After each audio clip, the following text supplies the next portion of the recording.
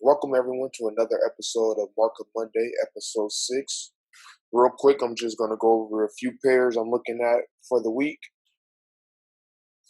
So let's dive in. All right, so the first pair that I'm going to be looking at is going to be the dollar index DXY. And looking at it from the last previous days, you can clearly see that the dollar index has overall been bearish.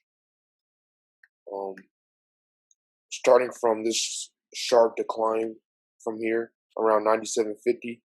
The market came down and pushed all the way down towards 92.5 support level. And this is currently where we're at right now within the market. And as of right now, the market is trapped within this range right here.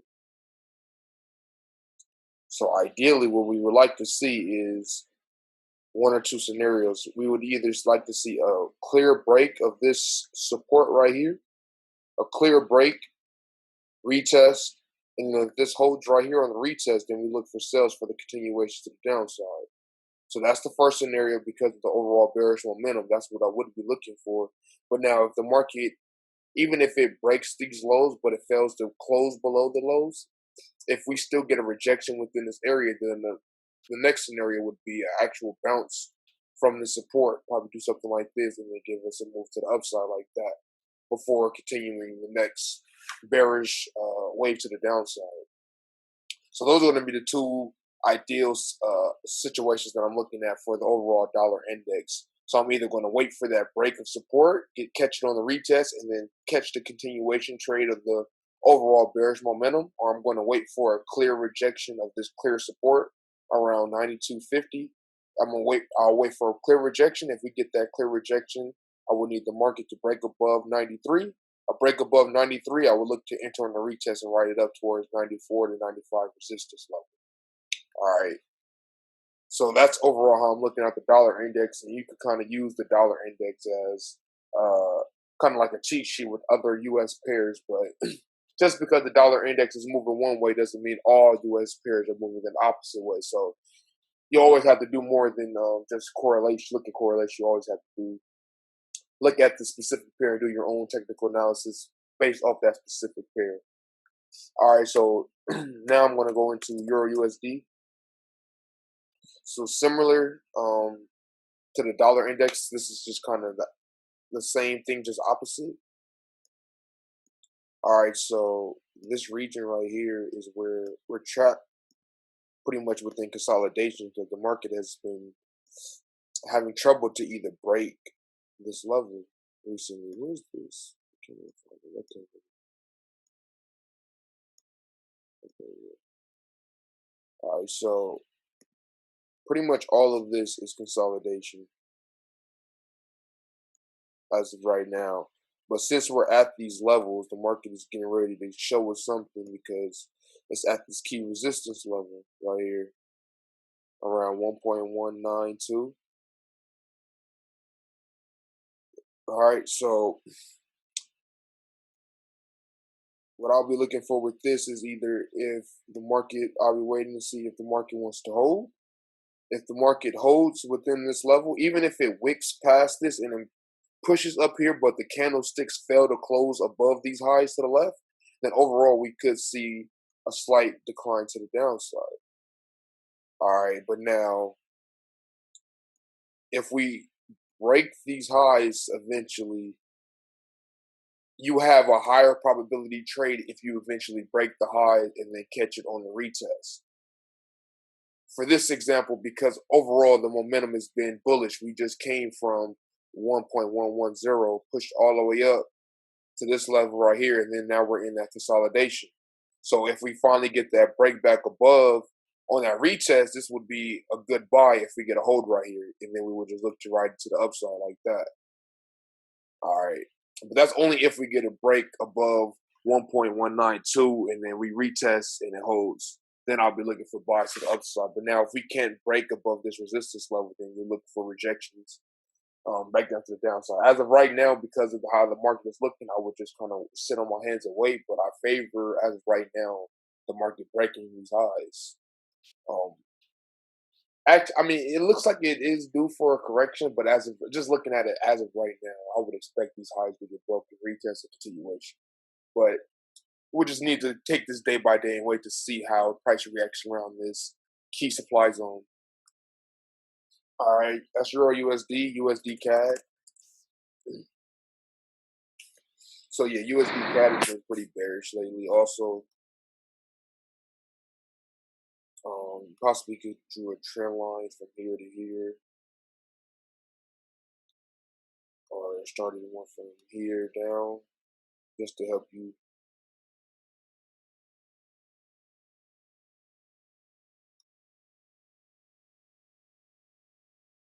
All right, so currently prices at this key demand zone. So it looks like I said, dollar pairs are at either a key supply or a demand zone this week. So that's why we just be trying to wait to see if the dollar wants to continue its bearish momentum or if it finally wants to give us some relief with a bullish retracement. All right, so this level right here has been failing to break so far, coming down to the 4 hour. Overall momentum is strongly bearish. Of course, you could have drew a fib from this high to this low. Price pushed up, boom, 38.2 retracement. The negative 24 comes in around 1.315 region. So yeah, because of this, even though this looks like a double bottom, I would need to see more bullish candles close, if like just so it looks more rounded out. As of right now, it looks like a double bottom, but this is how they trap people by making it looks one way, but in reality, because the momentum is so bearish to me, I would think that we may even break down lower and possibly reach around to this level. But now, if we get a rejection and the market can't really break below that 1.3175 region, then we could see a retracement back up to the 50 EMA around 1.324, 1.325 level. If we get a rejection, then the market could come back up here, either here or back up to this EMA level. If not, then we're just going to get that continuation back down. Maybe a slight retracement and then correction back down. I mean, overall momentum back down to negative 24. All right, so another thing to keep an eye of is this resistance, of course, and then, like I said, this support right here. So yeah, break. It might not even need to retest because it's so close to the overall take profit. So once it breaks, it might just go all the way down.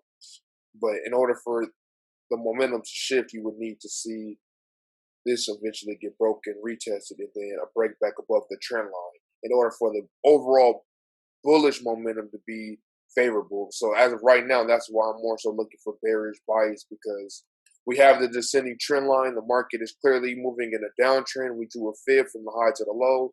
We have our 38.2 retracements, and then we're just waiting for the negative 24.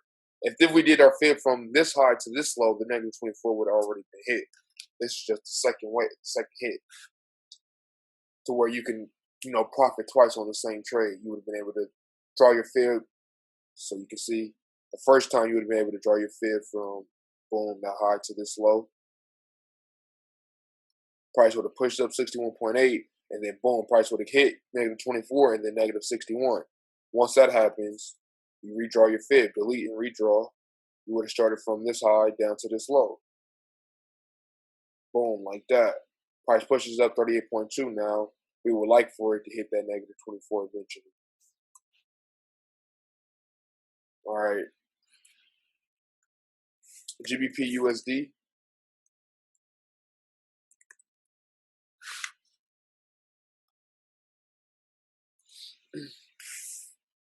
So yeah, this pair right here is trapped in this nasty region. It's been trapped in here for like a week or two now. Hasn't really moved much from this region like that. But just looking, from our trend line in the past where I drew from here, connected it out and extended it out, it's playing out perfectly now. So you had a slight break, and then now we're currently below the trend line. So I would like to see if the market wants to either reject the trend line and this overall resistance. If we do that, we may get a rejection back down to the downside.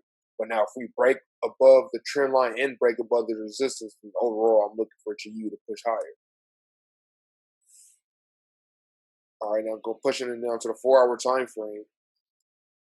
So just looking at it like this, I would need to see either GU. Boom.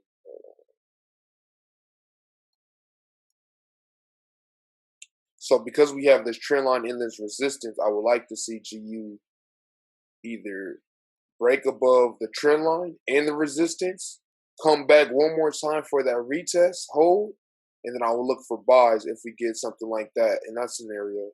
I'll look to ride it to the upside back towards 132, 1.325, 1.33 resistance. But now if the market overall rejects this region, pushes up, and then starts to break down. Okay, so that's already 100 pips. So I gotta look at this a little different. Hold on. Okay, yeah. So the market would need to break back below 1.305.